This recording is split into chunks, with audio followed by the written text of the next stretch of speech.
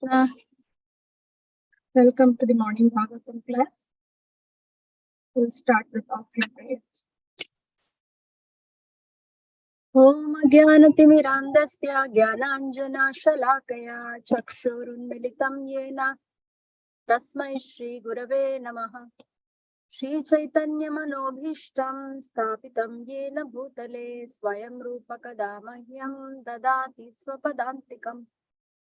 Vandeham Shri Guru Shri Tapadakamalam Shri Gurun Vaishnavanscha Shri Rupam Sagrajatam Sahagana Raghunatanvitam Tam Sajivam Sadvaitam Savadutam Parijana Sahitam Krishna Chaitanya Devam Shri Radha Krishna Padan Sahagana Lalita Shri Vishakhanvitamscha He Krishna Karuna Sindhu Dinabandho Jagatpate Gopesha Gopika Kanta Radha Kanta Namostute Tapta Kanchana Gaurangi Radhe Vrindavaneshwari Vrishabhanu Sute Devi Pranamami Haripriye Vancha Kalpatarubhyascha Kripa Sindhubhya Evacha Patitanam Pavanebhyo Vaishnavebhyo Namo Namaha Namo Vishnupadaya Krishna Preshtaya Bhutale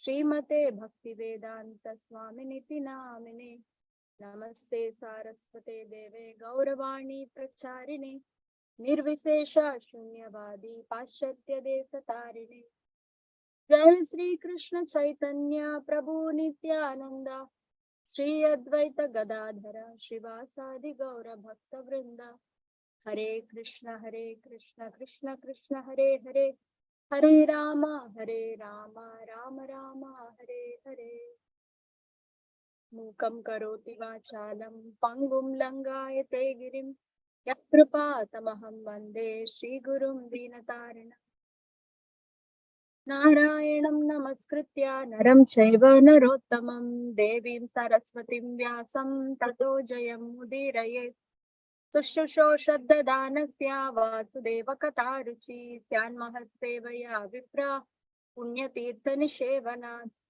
Srinvata Swakata Krishna Punya Shravana Kirtanaha Hridyantastohya Badrani Vidunoti Suhritsatam Nashta Prayeshva Badreshu Nityam Bhagavata Sevaya Bhagavatyuttama Shloke Bhaktir Bhavati Naishtiki Tadarajastamo bhava kamalobhadayascha ye cheta eterana viddam sthitam sattve prasidati evam prasanna manaso bhagavati bhagavad bhakti yogataha bhagavat tattva vijnanam mukta sangasya jayate vidyate hridaya grantis chidyante sarva samshayah kshiyante chasya karmani drishta evatmanishvare Om Namo Bhagavate Vasudevaya Om Namo Bhagavate Vasudevaya Om Namo Bhagavate Vasudevaya.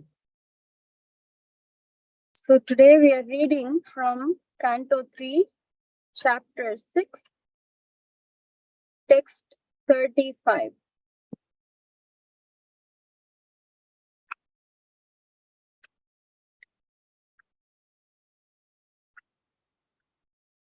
Okay, so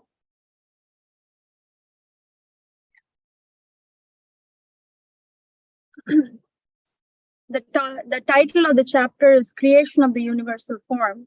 We are halfway through this Maitreya Muni describing the universal form. And yeah, so we'll read 3:6:35. Etat kshattar bhagavato daiva karmatma rupinah kashraddhayadupakartum yoga maya balodayam. Etat kshattar bhagavato daiva karmatma rupinah kashraddhayad upakartum yoga maya balodayam. Etat kshattar bhagavato daiva karmatma rupinah Shraddhaya tupakartum yoga maya balodayam. Etat, this, Kshattaha, O Vidura, Bhagavataha, of the Supreme Personality of Godhead, Daiva Karma Atma Rupinaha, of the gigantic form of transcendental work, time, and nature. Kaha, who else? Shraddhadyat, can aspire, upakartum, measure in totality, yoga maya, internal potency, bala udayam, manifested by the strength of. Translation. O Vidura, who can estimate or measure the transcendental time, work, and potency of the gigantic form manifested by the internal potency of the Supreme Personality of Godhead?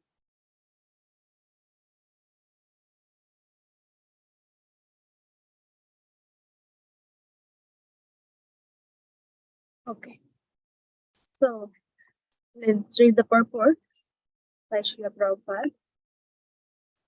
The froggish philosophers may go on with their mental speculations on the subject matter of the Virat, a gigantic form exhibited by the Yogamaya, internal potency of the Supreme Personality of Godhead. But factually, no one can measure such a vast exhibition.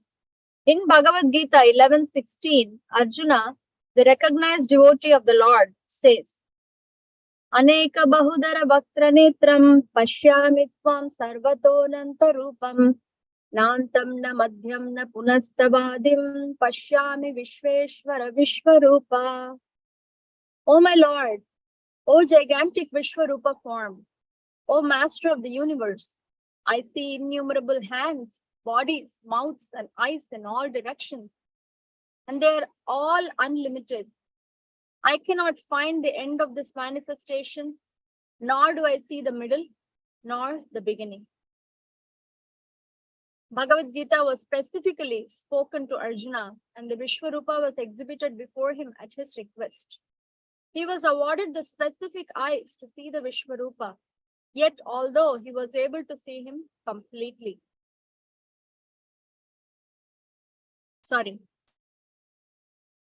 Yet although he was able to see the Lord's innumerable hands, mouth, he was unable to see him completely. Since Arjuna was unable to estimate the length and breadth of the potency of the Lord, who else would be able to do so? One may only indulge in miscalculation like the frog philosopher. The frog philosopher wanted to estimate the length and breadth of the Pacific Ocean by his experience of a well 3 cubic feet large. And thus he began to puff himself up to become as big as the Pacific Ocean. But at last, he burst and died in this process. This story is applicable to the mental philosophers who, under the illusion of the Lord's external energy, indulge in estimating the length and breadth of the Supreme Lord. The best path is to become cool-headed, submissive devotee of the Lord. Try to hear about the Lord from the bona fide spiritual master, and thus serve the Lord in transcendental loving service, as suggested in the previous verse.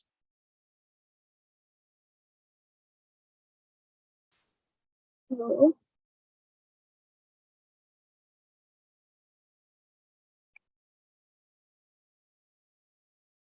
from until text 40, this is the conversation that's going to go on by Maitreya, describing about the magnanimity of Supreme Lord and how humble he feels that he cannot understand the universal form. And so the theme continues, humble expressions, that's a theme that continues. So here in the previous verse, Maitreya Muni said, all the different social divisions are born with their occupational duties and living conditions from Supreme Personality of Godhead. The connection for this is that how different social orders were born from different limbs of the universal form.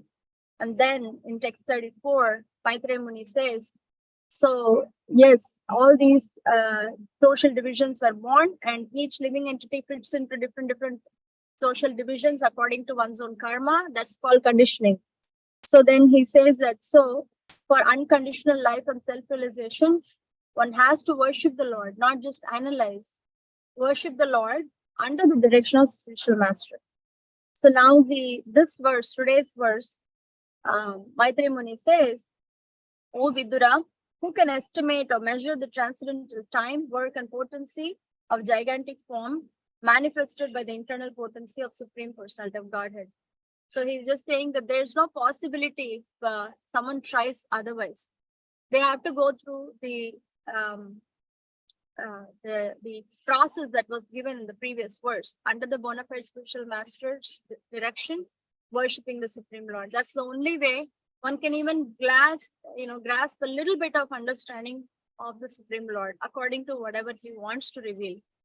But here in this verse, again, he reinforces that, saying, if somebody takes the other route, he practically says it's just not possible to measure or understand or analyze the transcendental time, work, and potency of gigantic form manifested by the internal potency.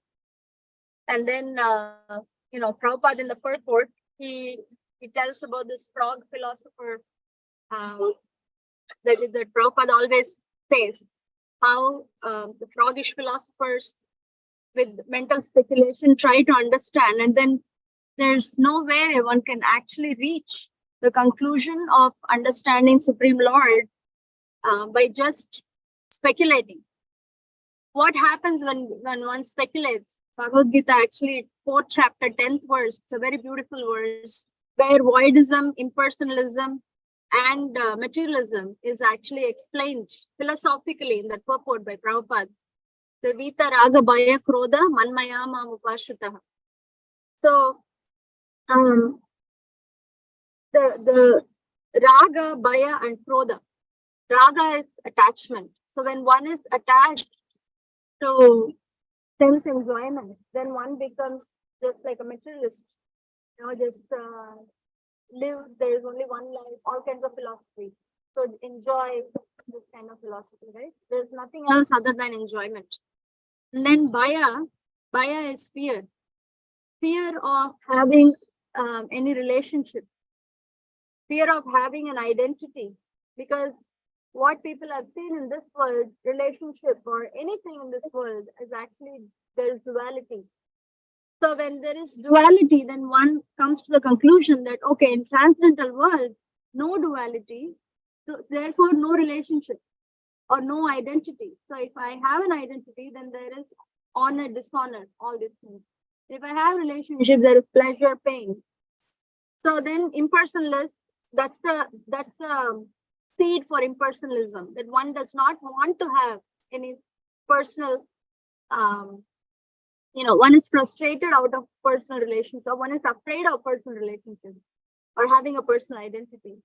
Now here, why I remember that verse is here, froggish philosophers, Prabhupada says, may go on with their mental speculation on the subject matter of Virat, the gigantic form exhibited by Yoga Maya potency. But factually, no one can measure such a vast exhibition. So when we can imagine now, for example, in terms of education, we go through 18 years or 17 years of school education, and then after that college for 4 or 5 years, depending on what degree it is. Then after that, when one does masters, that's another 2 or 3 years, depending on what it is. And so much investment of time, energy, basically the vital force is invested. And then after the masters, you do either double masters or do a PhD. And then even in PhD, there is specific, like in doctorate, there is specific zooming in to one particular aspect. Imagine one does everything, hoping to find the answer, and then they don't find. What happens? Or they don't get the degree. After doing everything, they said, you're not eligible to get the degree because the process that you did was wrong. So basically 40 years of one's life is useless, right? So what happens? Frustration. So Prabhupada, the reason why I'm saying this is Prabhupada in 4th chapter, 10th verse in Bhagavad Gita points out this frustration, the frustration of various philosophies, various theories that actually don't have any background. One gets frustrated, and then what happens? One comes to the voidistic philosophy. There's nothing. It's all nothingness, right? But now Prabhupada is bringing us from such a background, nothingness to everythingness, impersonalism to personalism. So materialism to non-materialism, or we are anti-material, he's telling us. So in this purport, Prabhupada is bringing up that part, how by speculating and by trying to understand just brain functions, whatever analytical power or logic that we have, one may try and try and try. What happens? One just ends up wasting their life and dies, just like the frog who, tries to, blow out of proportion and then bursts and dies in the process. So this whole thing cannot be understood. If the frog just asked, okay, take me to the shore of the ocean, I want to see. So that means somebody is taking the frog out of the well and showing the ocean. Then that works. But then if it's not like that, then it doesn't work. Similarly, the process of analysis and understanding is not, we know, we all have heard over and over again how the conditioned soul has imperfect senses. We cannot perceive what goes on in the next room. How can we perceive universal form, which is pervading the entire manifestation? We can only try to imagine. Even that imagination has limitations. But how to understand is that Shastra. By scriptures, one understands, wow, this is the vastness of Supreme Personality of God, and He is just not standing on the altar. He is kindly manifesting for us on the altar, but He is actually all over, everywhere manifested. So therefore, Ishopanishad brings the point of Ishavashyam idam sarvam. Everything belongs to the Lord. So if He is the one who is pervading everywhere and everything comes from Him, aham sarvasya prabhava, then how is it that one can claim to be an owner or enjoyer or creator of something? Even if you sow a seed, a plant sprouts and grows and it gives fruits and flowers, and we may offer them to the Lord. But what's the feeling? This is my plant and I'm offering this to you. Honestly speaking, it's a reverse strategy, right? It's very difficult, but then that's what is truth. That is the truth. So therefore, as we keep hearing about this repeatedly, there is hope that this will click, that it's actually not my endeavor. Not just notionally or philosophically, but really emotionally, at the heart level, one starts feeling that, yeah, actually this manifestation is Krishna's. And it's not just he's the proprietor, he's also the maintainer. Yeah, he says in Bhagavad Gita, Adi Antavantaha, right? He is the origin, he is the end, and he is also the beginning. So this is what is Krishna, this is what is Radharani, internal potency of the Lord. Everything belongs to Him, not just belonging, but everything is His energy only. There's nothing else. Therefore, Prabhupada says there's only two things, Krishna and Krishnas. So it's very difficult in practical life sometimes, because it's just quite natural for us to feel, for one to feel that an endeavor that's invested is my endeavor. So the product is mine. So I'm the creator. So then, yeah, I offer it to Krishna, but then it's mine. It naturally comes. Default, conditioned tendency. But in truth, more realized a soul is, one is, and the more they truly feel that they are an instrument. It's not even that, it's not something that we can grasp.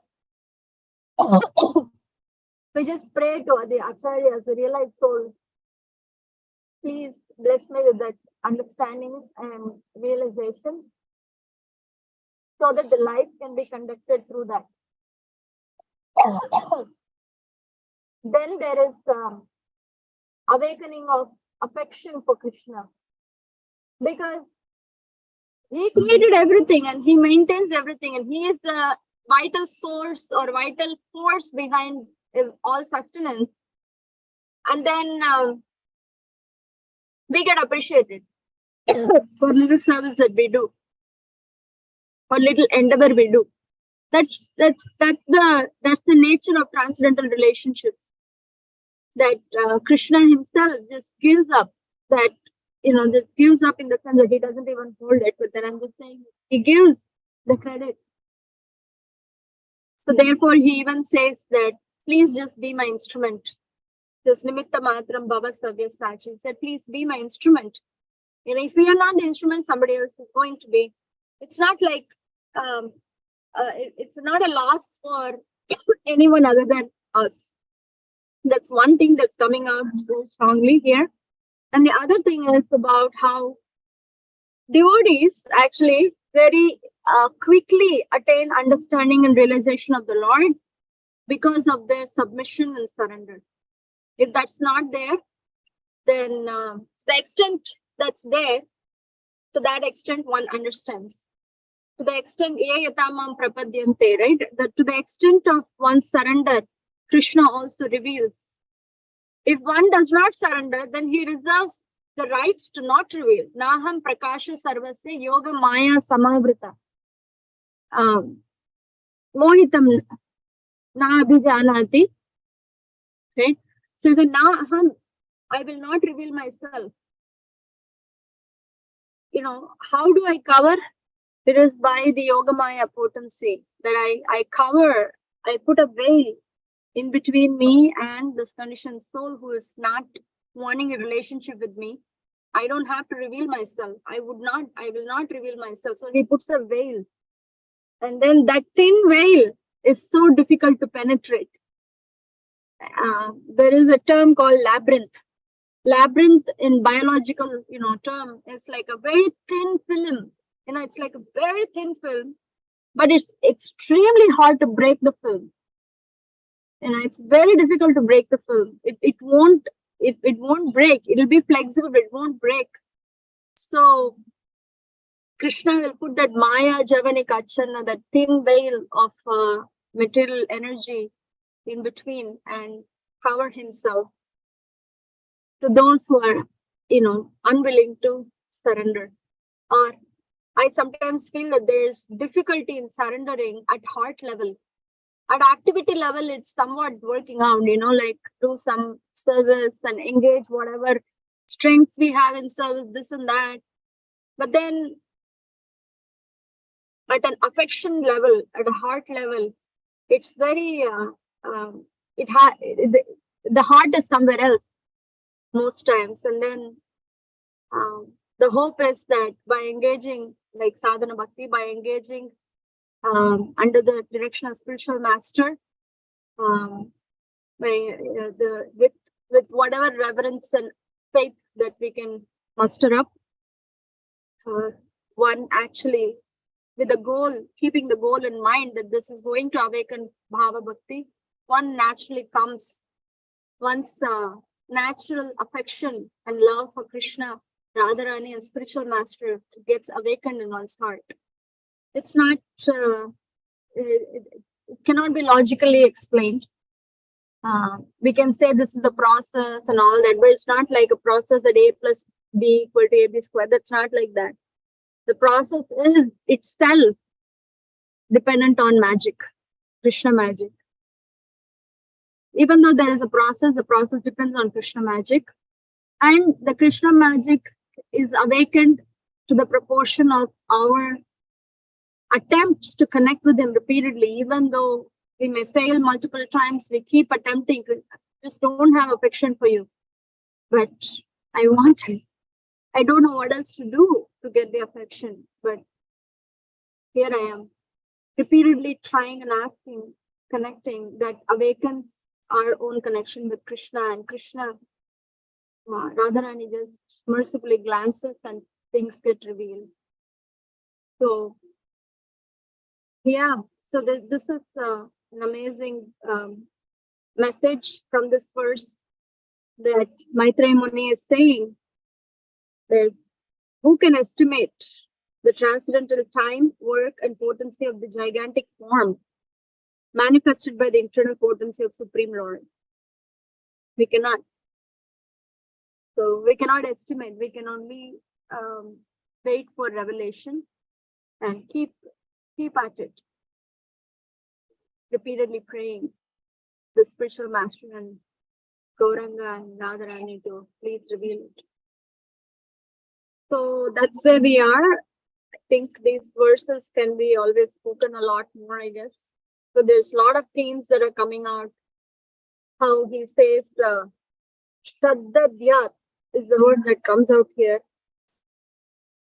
Can aspire. Who can aspire? Ka Shraddha, who can aspire? To measure in totality. Upakartum. So who can aspire?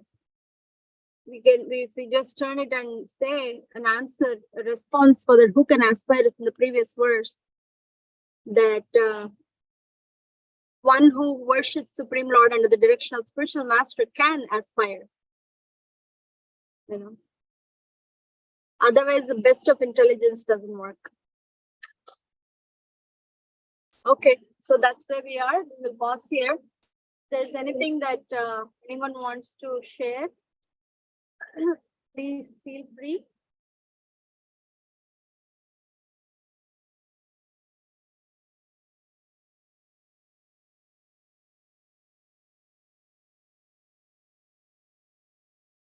Yeah, Hare Krishna Mathaji. Thank you so much. The two things coming. One is from the verse itself, right? I'm just remembering even the Krishna even saying in the Bhagavad Gita, right? So we can understand. After giving all these opulences, these are very minute of my opulences, right? It is. What is that, Mathaji? Spark of my splendor. Yeah, spark of my splendor. Yeah, so it's actually very difficult to understand. After knowing, of course, in case of Arjuna, or even the whole creation, it is coming from one person, right? It's very difficult for us to keep within our kind of mental equilibrium. Not going to be possible, right? So it's really difficult, and at the same time, if we try to use that our frog mentality, right, frog philosophy mentality, and then we will not be able to get it. So it is. Prabhupada is keep pressing. I was thinking the other point, Mataji, one you mentioned about. Whatever we have, it is also coming from the Lord, right? And then what we are offering to the Lord is also not mine. Actually, it is actually belongs to the Lord that we are offering. So, but the motivation, not motivation, the consciousness, it is not easy to get to that stage. Generally think, yeah, it's mine and I'm offering it to you, right? So it's it's always, we planned it or anything. We may buy some fruits. I got a box of mangoes. They're very sweet, so I got. So it's like so difficult. Yeah, I got it for you. So I got it for the Lord. So it's very. I know we are putting our effort there, but it actually belongs to the Lord, and the intelligence to buy that also given by the Lord. Yeah, and the answer was provoked by the spiritual master and the devotees. Yeah. Yeah, initial bhakti is given by the. We would be doing something else if Krishna should not intervene, devotees should not intervene. Yeah. Thank you for bringing that point. It's very nice. And I was just remembering, 1 second, somebody has raised their hand, but 1 second. I was just remembering, connecting to the next verse, basically. Here Maitreya Muni asked, who can estimate?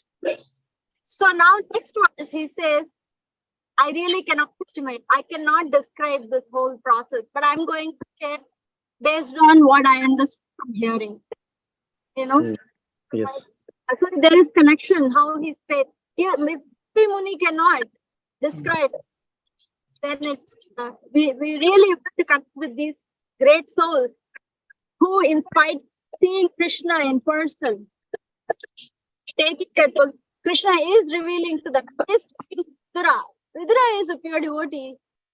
So, who can teach or who can be a spiritual master of a pure devotee? So this whole thing is happening. But then Maitreya Muni understands. They're not simply saying these words when Maitreya Muni or Bhaktivinoda Thakur or Sutta Goswami say that I really don't know. They mean it. That's the expansiveness of Krishna. But still they do their service. That was something inspiring, If someone has their hands up. Yeah, Dandavat Pranam Mataji, nice class. I was the whole class brought me to one realization, saying that how much there are so many blocks in our life. Education is also a block. Association, the whole family life is also a blockage. And then the block continues, life and keeps going for the next life and the next life and the next life. Yeah. So, and I think that's what Bhakti Tirtha Maharaj said. We need to fight against this Maya. So that's basically a lot of blockages in our life. So how to get rid of this blockages is a question. But first of all, one should think, I don't need this block anymore. So that's if somebody comes to that point, then everything comes in of course, it's be a devotee, then become at least, those are all coming in the line. It's a long way to go. But the initial thing is I don't want is a problem. I was just thinking about it. Yeah, true, Prabhu. It's beginning with the seed, it's the desire. The desire for not have, I don't need these, or desire to be free from these. Sarva Upadhi Vinirmuktam. Yeah, that's right. But I need that. I like that. What shall I do? Yeah, it's there. Well, we all have our strengths. We may have to consider that as an offering at this point. We have to maintain. But at the same time, when something comes and that shows our whether dependence or over dependence, or we are able to survive, like with faith. Because we do need to maintain. It's almost like a responsibility, like how Krishna says in Bhagavad Gita again, like do your work. Don't try to do someone else's work. We have to do our work, but at the same time, not with so much affection towards the work. More of goodness, dutifulness than a lot of affection, I guess. I don't have strength. I'm looking for a protein shake. I'm just looking for that protein for my life and never get that protein. Anyway, thank you. Keep asking, bro. We all have to keep asking, I guess. Hare Krishna. Thank you, Hare. Mataji. Thank you. Okay. Hare Krishna Mataji. Please accept my humble obeisances. All glories to Guru Maharaj Srila Prabhupada. Very, very beautiful class, Mataji. Thank you. And it's finally I am making some offering for Krishna, and that eye sticks. Then what to do with that eye? It's all Krishna's, and Krishna. I'm just an instrument, but still that eye, is sticking there. I need to do this much, or I need to do this sacrifice, or something like that. That eye is there. What to do with that?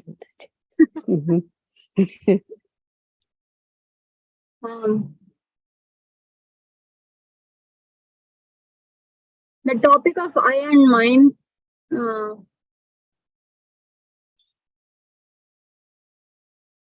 It came up in the earlier chapters of third canto.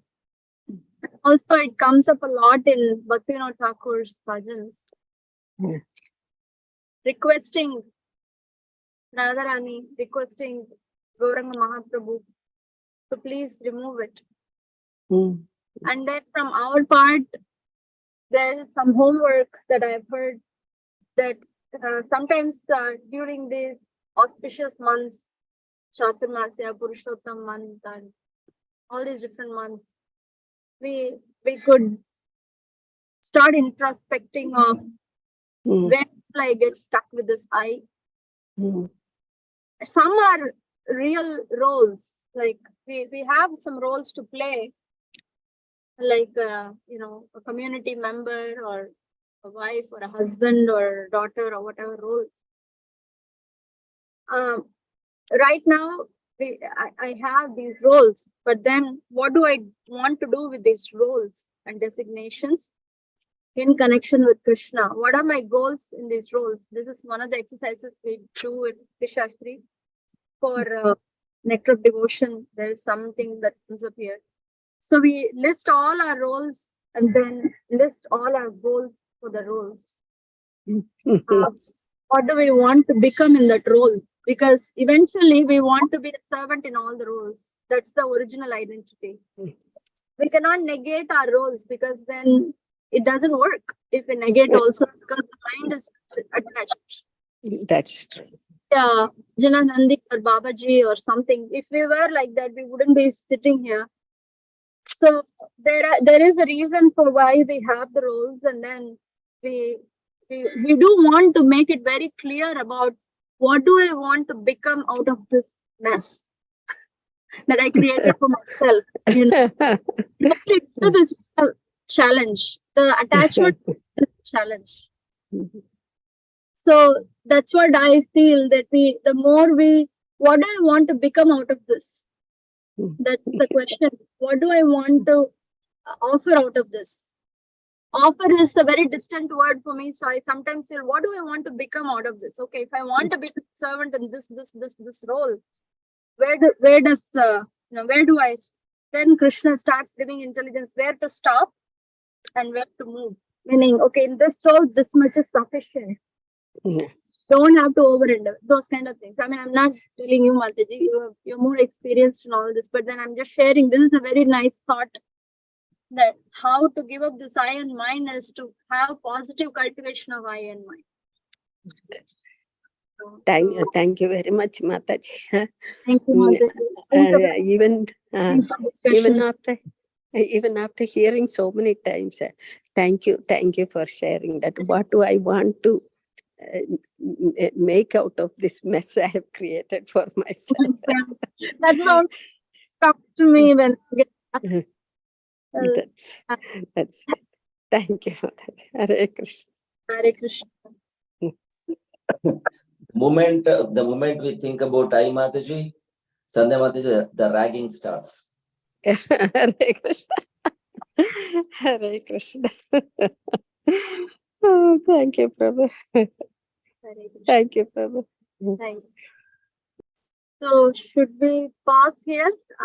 Lakshmikanta Prabhu, it's 8:11. Yes, Mataji. Thank you. Okay. Thank you very much for the lively discussions. Hare Krishna. Vancha kalpatarubhyascha kripa sindhubhyascha pitanam papnebhyo vaishnavebhyo